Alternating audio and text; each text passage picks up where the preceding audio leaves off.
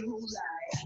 Every step, every breath, like it's the first time. You could have run away, leaving me in no shame, leaving me fighting my pain. But you made a better way. Oh, oh, oh.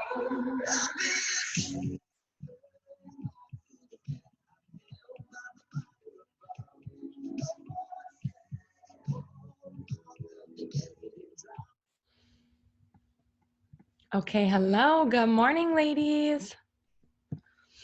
A couple other stragglers might hop on. I know this is early for my girls back home, 5 a.m. Oh my goodness. I'm sorry, I'm doing this from bed and there's like terrible lighting, but we'll get through it together. Okay, so I have a new devotional that I'm reading from and I'm loving it. It's called Find Rest. A woman's devotional for a lasting peace in a busy life. And I feel like we all can relate to that. So I'll just dive right in. Whatever is true, whatever is noble, whatever is right, whatever is pure, whatever is lovely, whatever is admirable, if anything is excellent or praiseworthy, think about such things. Philippians 4:8. What you focus on is what you'll see. In the classic Invisible Gorilla experiment video, created by Harvard University in 1999, 6 people in black and white shirts pass basketballs back and forth. A voice asks the viewer to count how many times the people in white shirts pass the ball. Simple, right? Half of those who watch the video miss something very, very obvious. A gorilla. Yes, someone in a gorilla suit actually walks through the basketball passers, very clearly faces the camera and thumps his chest and then walks off screen. Half of us are so busy counting the passes between the white shirted people that we never even notice. When the video asks, "Did you see the gorilla?" we think, wait, what gorilla? What we focus on will change what we observe around us. We will notice more and more of what we focus on, or conversely, less and less of what we don't want to see.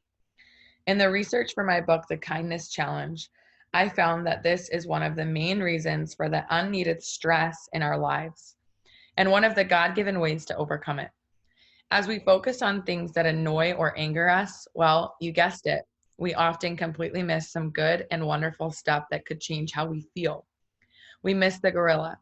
So often we are worried about our struggling marriage, frustrations with an adult child, a roommate's messiness, our mean coworker, or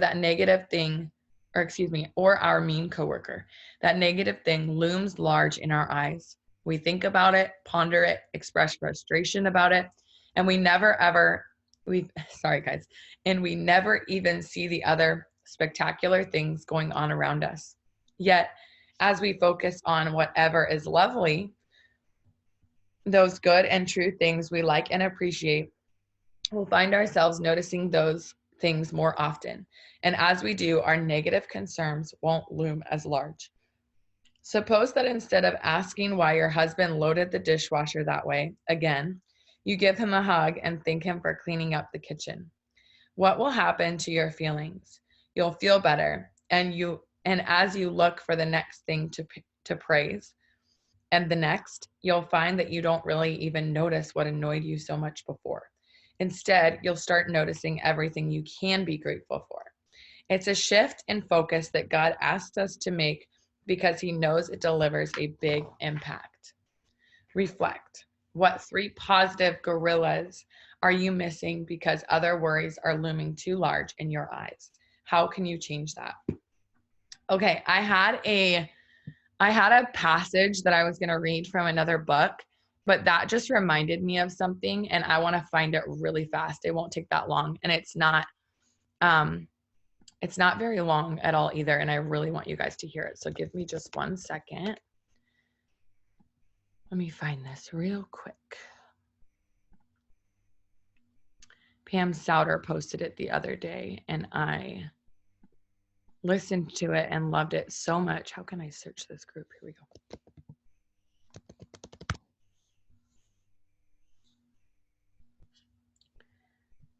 Okay. Sorry guys, just give me a second. Here it is. Okay, let me know if you can't hear this for some reason. I might not play the whole thing, but 1, 2, 3, 4, 5, 6, 7, 8, 9, 10, all the way hold on. 52. That's how many books the average CEO reads. 50. Oh, that's a good fact. Who's always in control of what Tom Bilyeu says?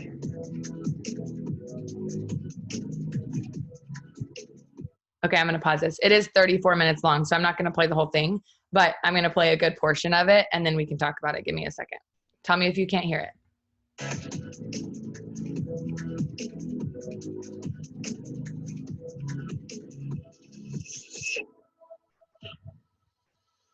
Hey everyone, this episode is brought to you by our sponsor, BetterHelp, an online counseling company with the mission to make professional counseling accessible, affordable, and convenient. I hope you enjoy. Hey everybody, welcome to Impact Theory. Today's guest is a former all-conference, two-sport college athlete who has turned himself into one of the most sought-after performance coaches on the planet. He's worked with 11 #1 draft picks and helped roughly 700 world-class athletes prepare for the NFL draft. He's worked closely with some of the most prestigious NCAA football programs and coaches, including Nick Saban, one of the most heralded coaches college football has ever seen. Proving that his methods work in real life, he's been part of 8 national championship games and worked with top performers across virtually every major sport there is.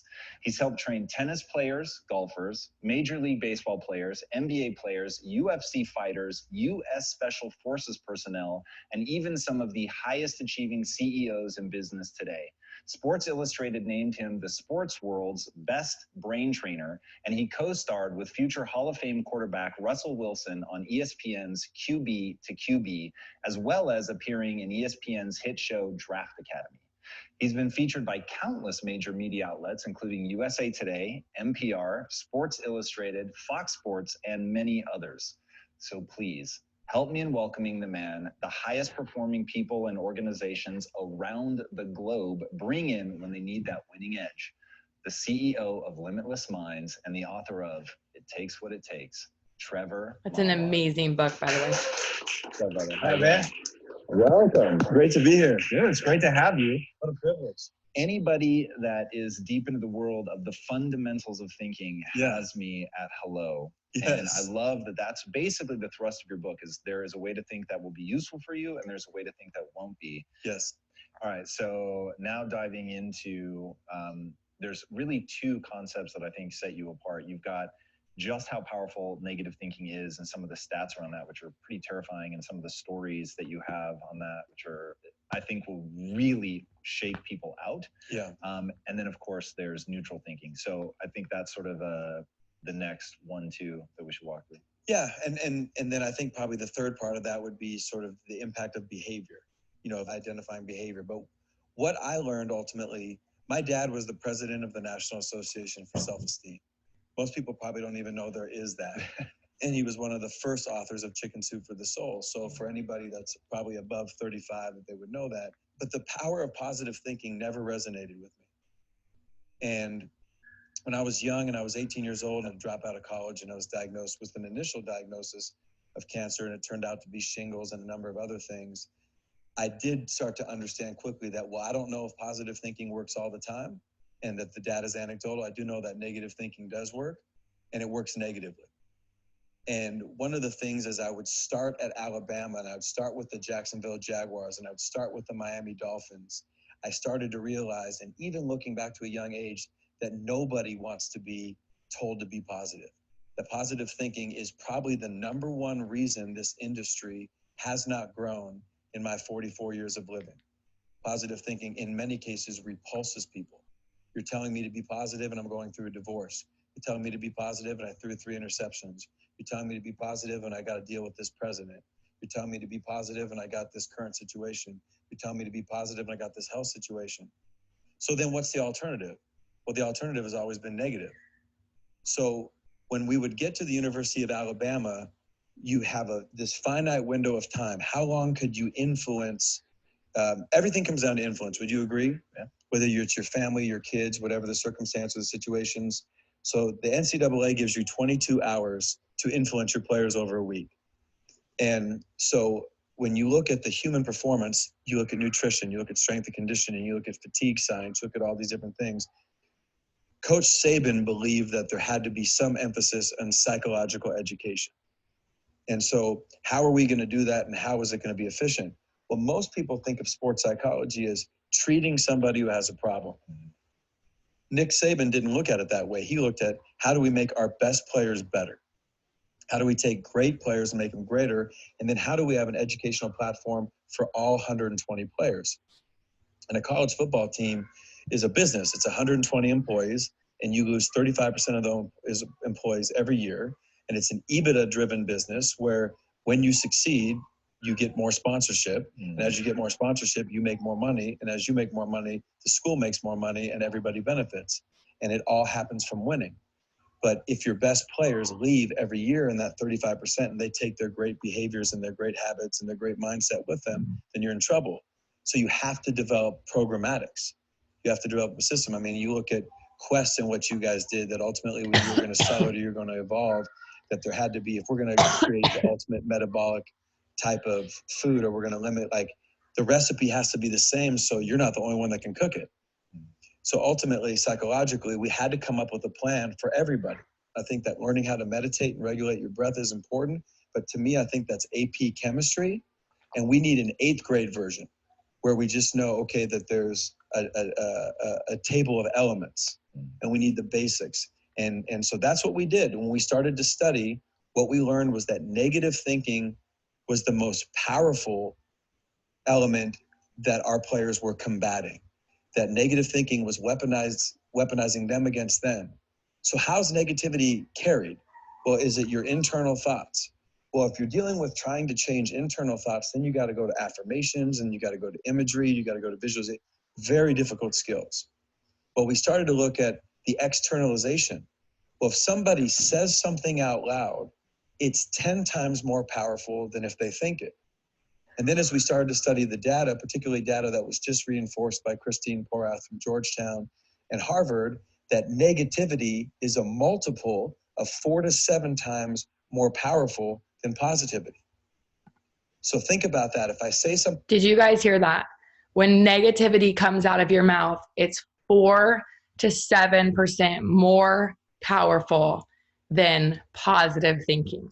So if you wake up thinking negatively for any reason, that's going to trump anything positive that you're thinking. Isn't that so crazy that it has, like, it's not equal. It's not equal. That's why negative thinking is so awful. Okay, keep listening. Out loud, it's 10x.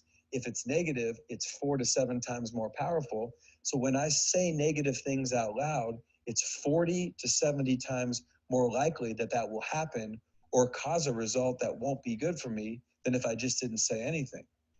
So as we were going into our second year at Alabama, we were going into our first year at Florida State, and we were ultimately going into our second year at the University of Georgia, we made a bet. What if we could just get our players to not say stupid things out loud?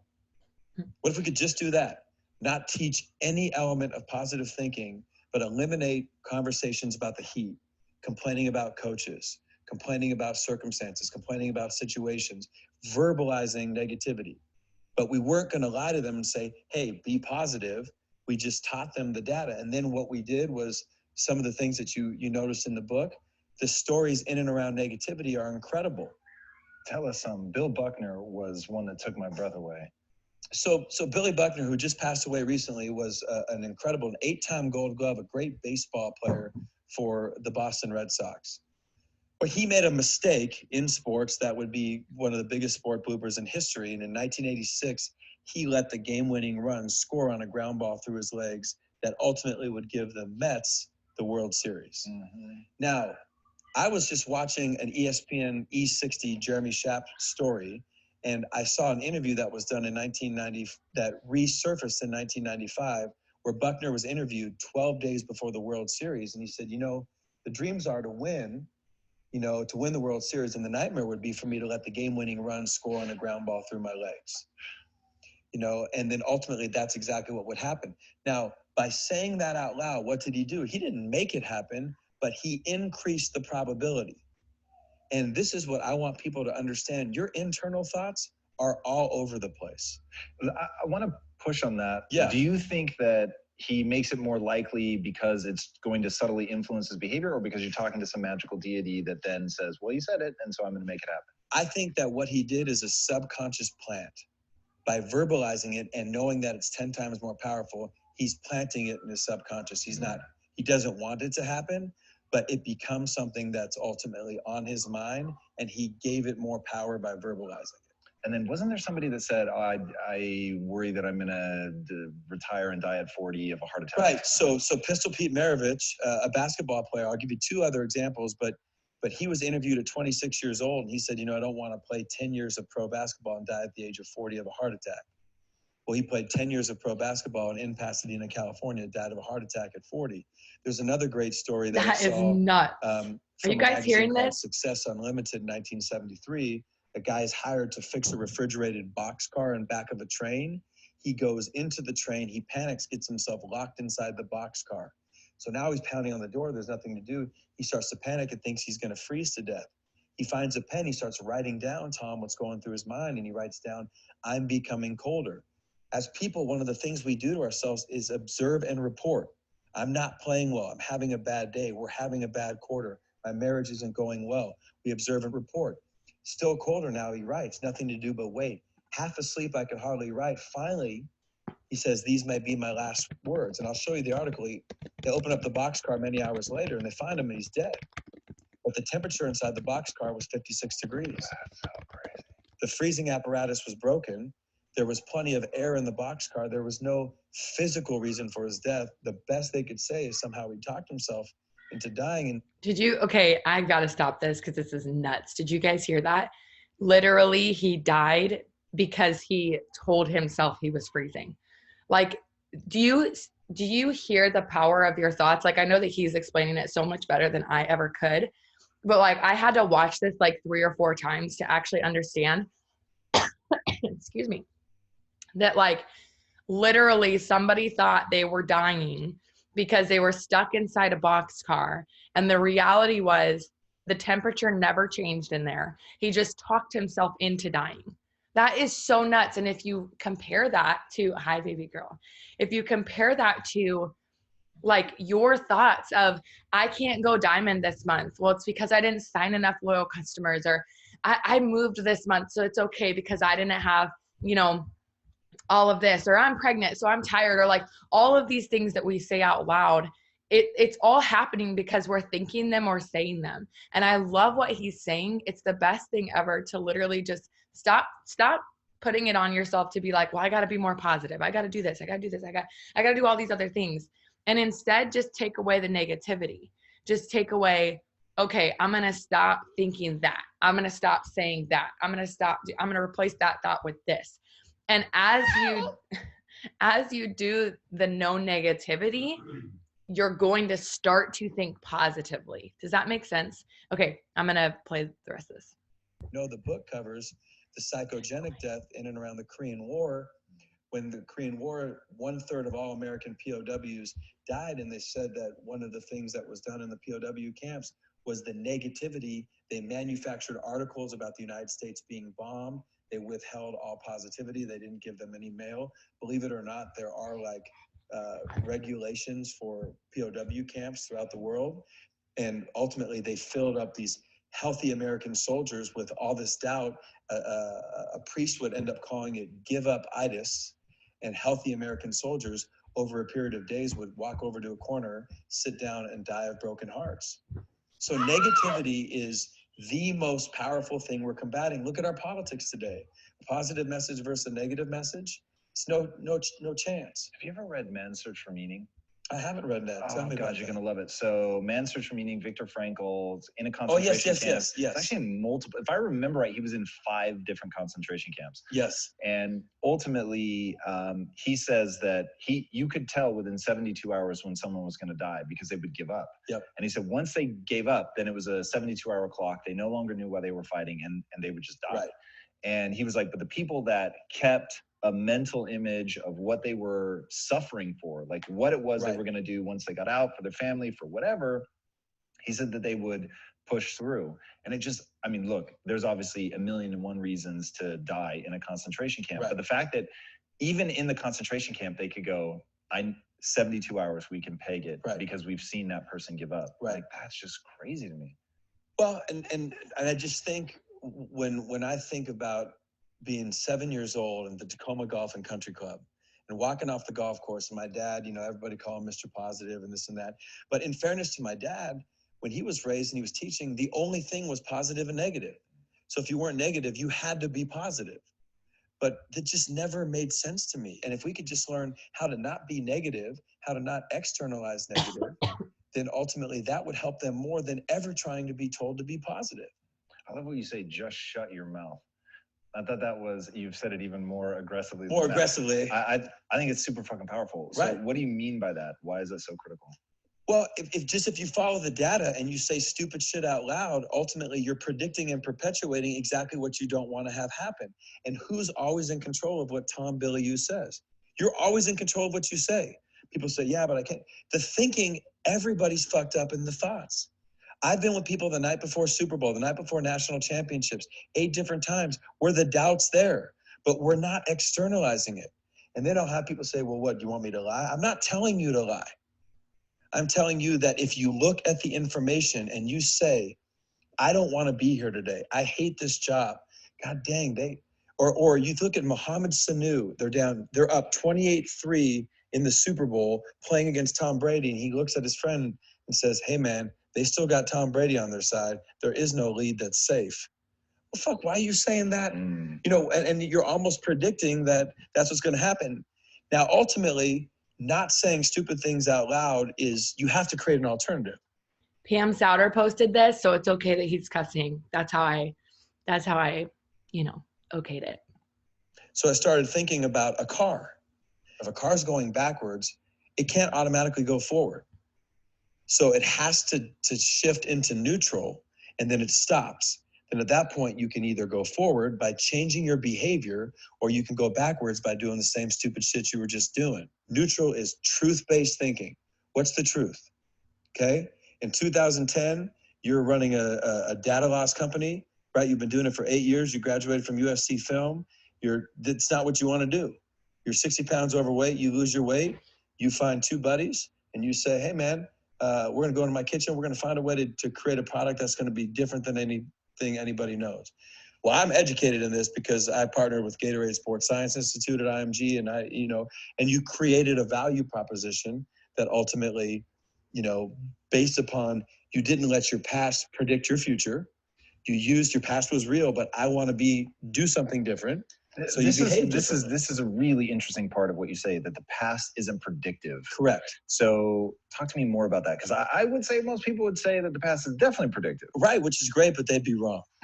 Right? So they would be wrong. And the simple fact of the matter is the past is real. Okay?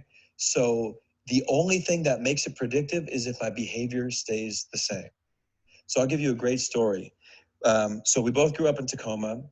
And there used to be a thing called Toastmasters. I don't know if you remember Toastmasters, but Toastmasters was a local, regional, and a national speaking group for anybody that wanted to get better at speaking. Well, my dad had gone to a Toastmasters early on and heard one of the most successful magazine entrepreneurs in the world speak. He comes back and tells me, I just had a chance to hear one of the most successful magazine entrepreneurs in the world speak. And he said, when are you taking your SAT? I said, I'm taking it next year. He said, well, this guy was failing out of high school. He was struggling. He was raised by a single mom in the Midwest, but he promised his mother he would take a test called the SAT. So he takes the SAT in May, his junior year, doesn't expect anything, gets his score back in June. Now the SAT, which I don't know how many your population know, but it's a standardized test with a math part and a verbal part. Both are scored out of 800 points. Well, this guy takes it. He's bombing. He's failing out of school. He doesn't expect anything as he's telling the story at Toastmasters. Well, he gets a 1480 out of 1600. So he's stunned, right? That would be for the smart people that listen to your podcast. Insane, yeah. Right, cognitive dissonance. I Right? got a 900 on my SATs, just to give people a frame. Right, and I got a 990, excuse me. And I got a 1010, right? I was just, 4 digits. It was a miracle, right? But it's a hard test, and it's a variety of different things. So he gets the score, and his mother, doing what any mother would do, knowing her kid, says, did you cheat? Right? She knows her son. And he said, I swear to God, I tried to cheat, but the way the numbers were and the scantrons and the bubbles, you couldn't cheat. So she says, you mean to tell me you really got that score? He said, yeah, I got the score. So he's stunned, Tom. So as my dad's telling me the story, I'm like, okay. So he says, all right. So what he decides is because he realizes he's smart and he's going into his senior year, he says, I'm going to go to class. Now he starts to go to class. He doesn't hang out with who he did when he didn't go to class. All right. Teachers see him in class and they said, hey, maybe Franklin Pierce, maybe we missed the boat on this kid. So they start to treat him differently. Well, as the guy would tell the story, he graduates, goes to a community college, goes on to Wichita State, goes on to the Ivy League, and becomes this massively successful magazine entrepreneur. So I said, okay, well, the guy was always smart. He just needed a standardized test to unlock it. My dad said, no, that's not the story. This is what I want you to understand. He said, 12 years after all this guy's success, he gets a letter in the mail from Princeton, New Jersey. Doesn't think anything about it. The next day, his wife says, you're going to open it. He opens it. True story, turns out the SAT board will periodically review their test-taking procedures and the policies. The year he took the test, he was one of 13 people sent the wrong SAT score. His actual score was a 740 out of 1,600. And he said, people think my whole life changed when I got the 1480. But what happened? My whole life changed when I started acting like a 1480. And what does a 1480 do? He goes to class. Well, this is one of the first stories I would share when I had my opportunity at Alabama, Florida State, or Georgia. So A, your language is powerful, but number two, your behavior is way ahead of your success. You want to be double diamond? And so many what does a people double let their diamond feelings dictate right? what they do as opposed to throw your behavior out there. Russell Wilson's 5'10". He shouldn't be playing pro football, but he behaves like the best quarterback in the country. And he's done that since before he was at that level. And then his feelings and emotions and his skill caught up to that behavior.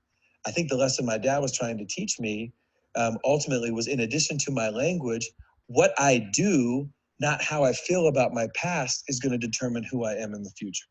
And that's what I think neutral thinking is. And I think neutral thinking isn't just thinking. I think it's behavior, and I think it's language. And so your behavior is what's going to change you. But you also have to start by asking yourself, what do I want and why do I want it? Why don't I have it? You know, what am I willing to do to get it?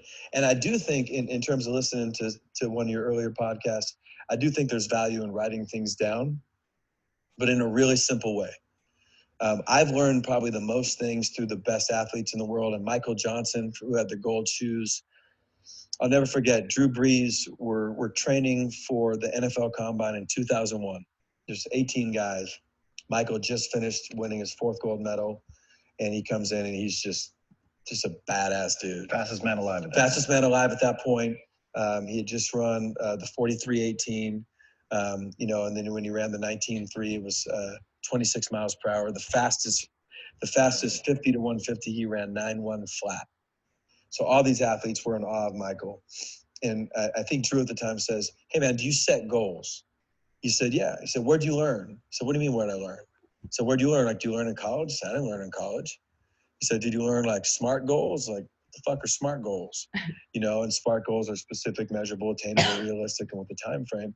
Michael said, when I would go into Safeway, I recognized that if I walked into Safeway and I wrote 8 things down, I would walk into Safeway and I'd walk out of Safeway in 5 minutes.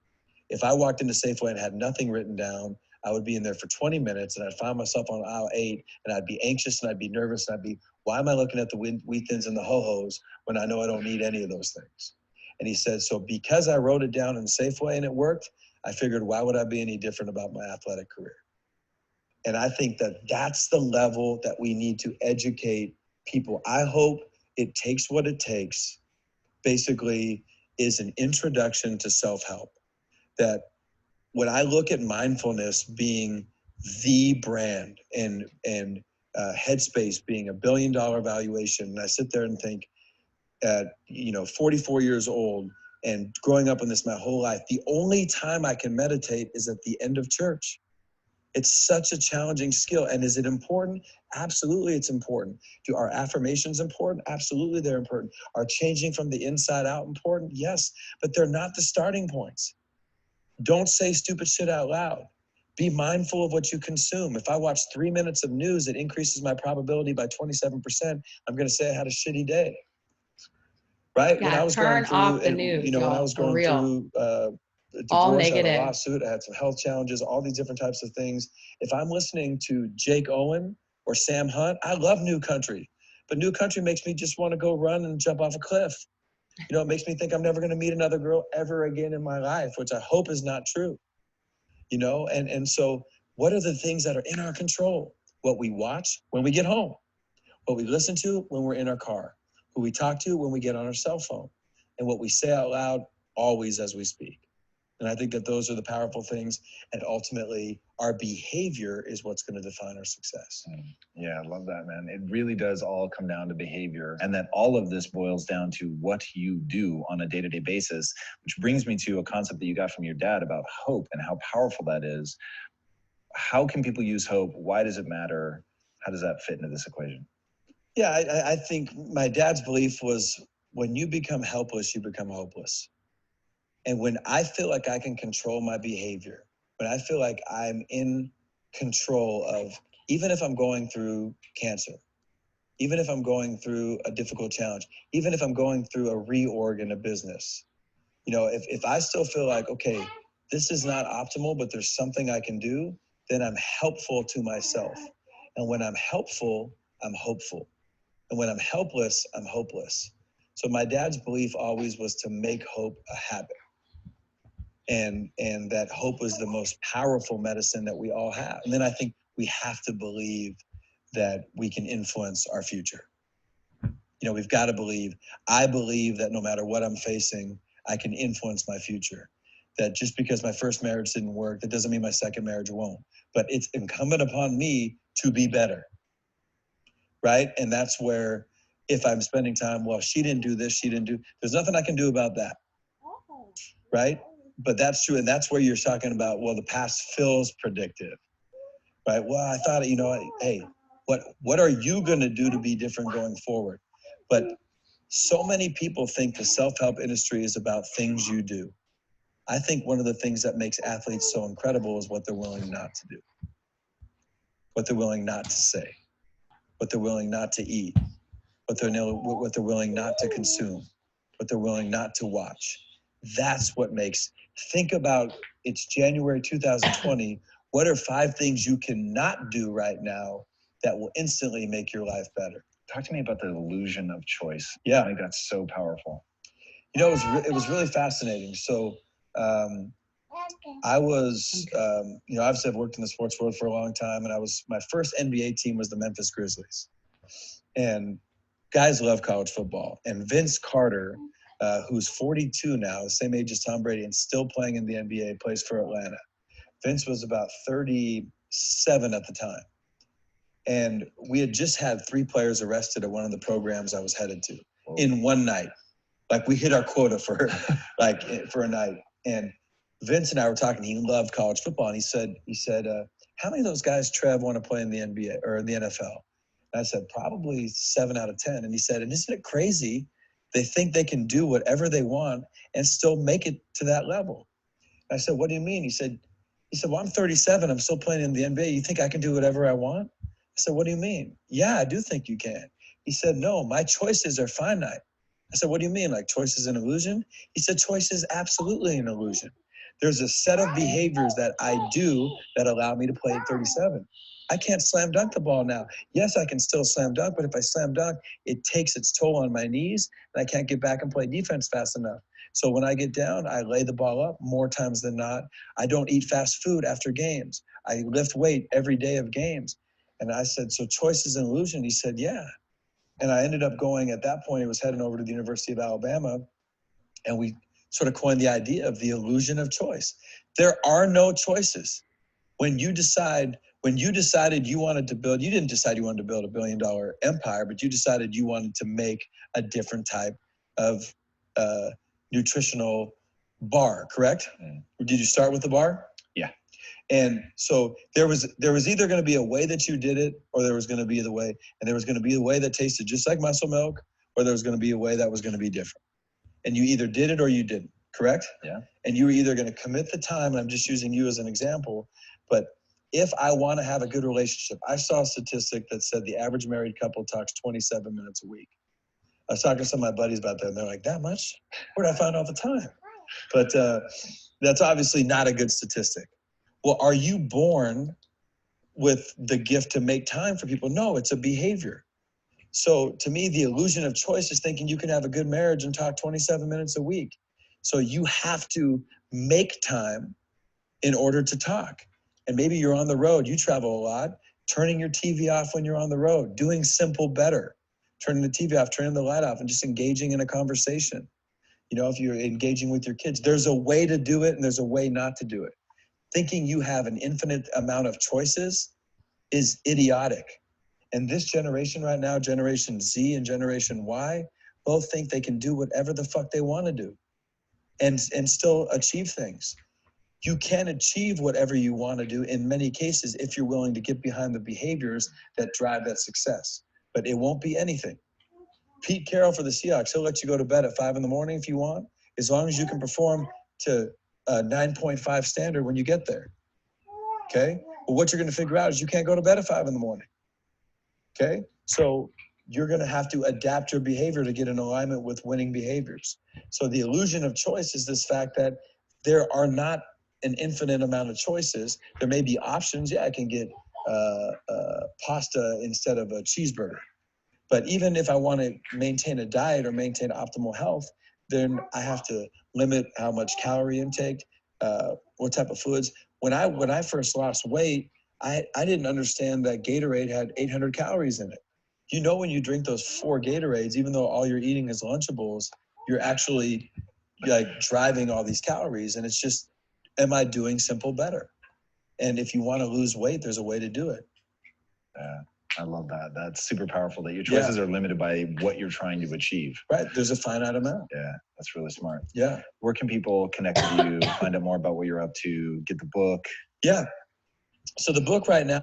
Okay. So he just goes in to talk about his book and like where you can, you know, find him and stuff. So he is awesome. And the book that he was talking about, It Takes What It Takes, is so good. And it says so much right there. Like whatever your, excuse me, you guys, I have like, I don't even know what's going on, like allergies, something. It's not great. But I love the title of that book because when you ask yourself, like, what's your next goal? Maybe it's diamond, maybe it's double diamond, whatever it is. I love that simple answer. It's going to take what it takes. It doesn't matter what you think it will take. It's going to take what it takes, whatever that may be. And I love that so much because it kind of takes all pressure off of anything else of like, okay, I will all go really hard for 60 days. And if I don't get there, then I'm not going to get there. No, that's not an it takes what it takes mindset, right? So you have to make sure that whatever it's going to take, it's going to take, and I'm just going to do it. And I'm going to go in for full force. And I hope that you guys, I don't want to keep you much longer. I'm just going to say one more thing. I hope that you guys take that into consideration. And today, as you're going through the day, catch yourself. Oh, that was a negative thought. So I'm going to not say that out loud. And I'm going to make sure that I just like push that away. What's a positive that I can replace that with? And even if you don't even go to the positive that you can replace it with, if you just go to, that was negative, I'm done with that thought, and just move on and just eliminate thinking about stupid shit, right? I love that. Like, don't say stupid shit out loud. That's exactly what he said. So make sure that you're filtering that. And if you can do that, your mind is going to learn how to control itself from the negative. Because if you're telling yourself never to think negatively, then what's the alternative? You're going to think positively. So anyways, I hope this was helpful, guys. Sorry it was very long today, but that was kind of an impromptu. That was such a great training that it reminded me of, and I wanted to share it with you guys. So I love you so much. I will see you tomorrow morning. Let me check the chats one more. Yes, of course, Caitlin. I'm glad we're doing these again too. Thanks for waking up so early with me, guys. I hope Jasmine said it was so worth it. Good. Okay. I love you guys so much, and I'll see you tomorrow morning. Bye.